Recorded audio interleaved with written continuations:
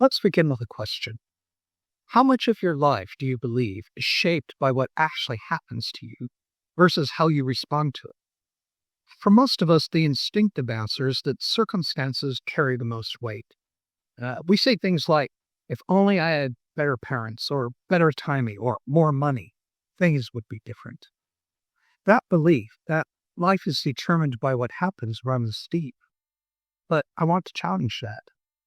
Here's a perspective shift that, once it really sinks in, can completely alter how you live. Life is only 10% circumstance and 90% reaction. That might sound like an exaggeration, but stay with me, because this one idea can transform how you experience everything. Think about how much of us talk about our past. We point to circumstances like pieces of evidence in a courtroom. We say, my childhood was rough, or that layoff destroyed my confidence, or that breakup ruined my trust. And it feels logical because those things did happen.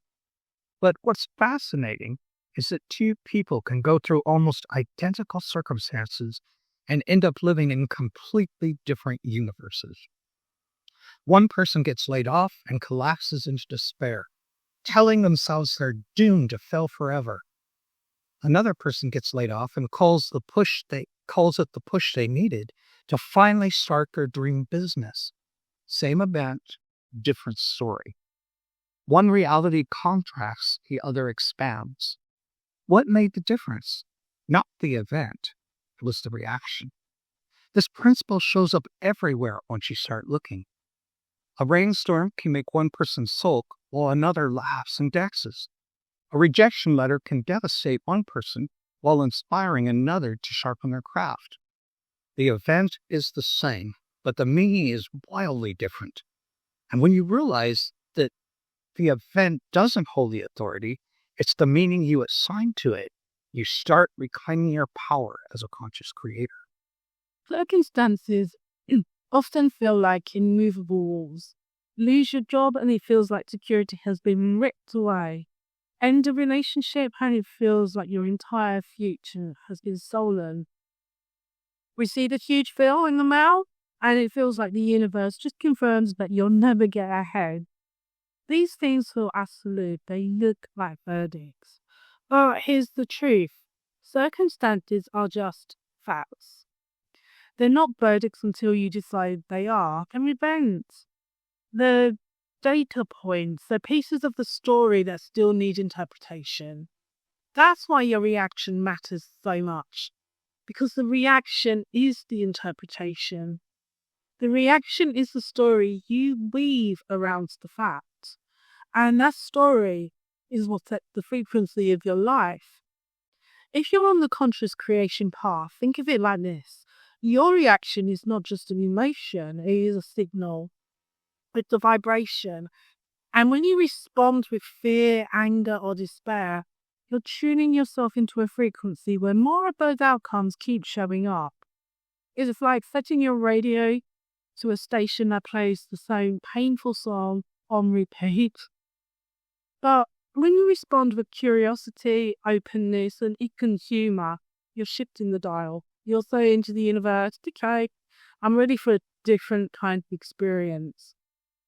The circumstance is the radio itself. It's neutral, it just sits there. Your reaction is the tuning dial. The station you pick determines the music that fills your world. That's the 90%. But here's the challenge. Most people don't even realize they actually have a dial. They collapse to the space between the circumstance and in reaction. Something happens and instantly they're spiraling. Old programming takes over before there's even a chance to notice what's going on, and it feels automatic. This is where the art of pause comes in. Between the event and the reaction, there is always a space. Even if it's only a fraction of a second. And that tiny space holds enormous power. Viktor Frankl, who survived the horrors of a concentration camp, put it this way. Between stimulus and response, there is a space. In that space lies our power to choose our response. In our response lies our growth and freedom. But that's not just philosophy, it's actually a lived truth. In that pause lies your sovereignty. The pause is where you get to decide, how will I react from my old identity, or will I respond as the person I'm choosing to become? So let's make this concrete with an example that many of us can relate to. Imagine you pour your heart into a creative project, a new product, a piece of art, maybe even a YouTube video. And when you launch it, nothing happens. Crickets, silence. That's 10%. The project didn't land the way you hoped. Now, let's look at two possible reactions. Reaction 1. You collapse into self-doubt. I'm not good enough. This proves I'll never succeed. I should probably just give up. That reaction contracts your energy. It freezes you in place. You stop creating, and your reality mirrors that stagnation back to you. Reaction 2. You take a breath and say, interesting. That didn't land the way I thought. This must be showing me what to tweak. Maybe something better is aligning. That reaction expands. It keeps you curious. It pulls you into growth. Same 10%, but two completely different futures unfolding. Now, why do most people default to reaction 1 instead of reaction 2? Because our reactions are rarely fresh. They're recycled. They come from old wounds, beliefs, and cultural programming. If you grew up hearing that money is scarce, but when an unexpected bill arrives, your automatic reaction is panic. If you were told you were too much or not enough, then rejection will trigger shame every time. But here's the liberating part. You can rewrite your reactions. Every time you notice the pause and make a different choice, you're teaching your subconscious and your nervous system a new script. Each conscious choice is like sculpting a new pathway in your brain and body. Over time, the old reflex weakens and the new reflex strengthens.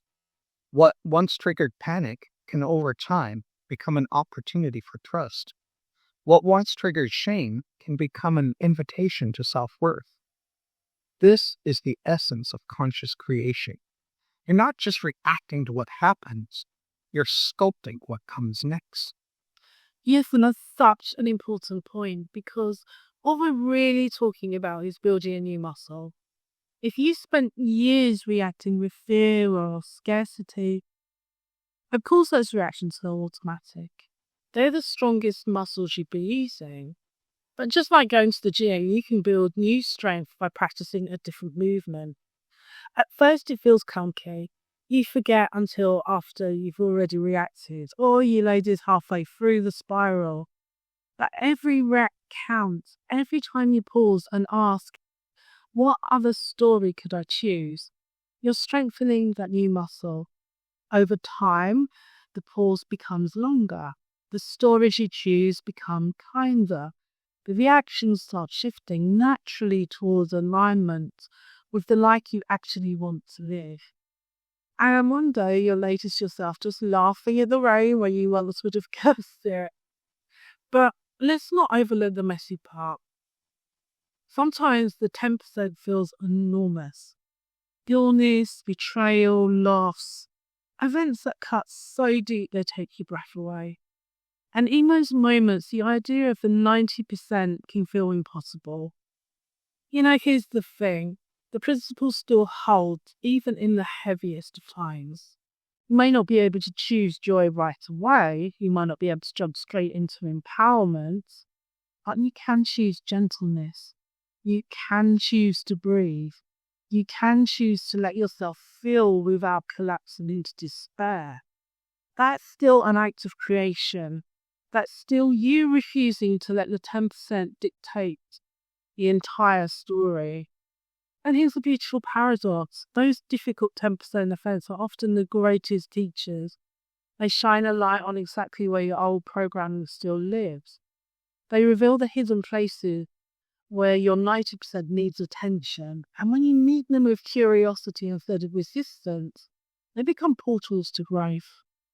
And let's zoom out for a second, because this isn't just about personal growth, it's about the ripple effect. Your reactions don't stop with you. They spill into the collective field that we all share. You've felt this before. You walk into a room where someone is radiating calm, and you feel it before they even speak. You walk into a room where someone is spiraling in panic, and it hits you like a wave. Your reaction is never isolated. It's an offering to the wider world. That's why choosing your response isn't selfish, it's service. Every time you choose a story of expansion instead of contraction, you're sending out a ripple that gives others permission to do the same thing. And this brings us back to practice. Because the truth is, you won't always nail the 90%. Sometimes you'll react in ways that don't match who you want to be. That's okay. Conscious creation isn't about perfection, it's about practice. Every moment gives you another chance to pick up the paintbrush again. Life keeps handing it to you. The 10% sets the stage, but your reaction writes the script. So the next time something unexpected happens, pause, take a breath.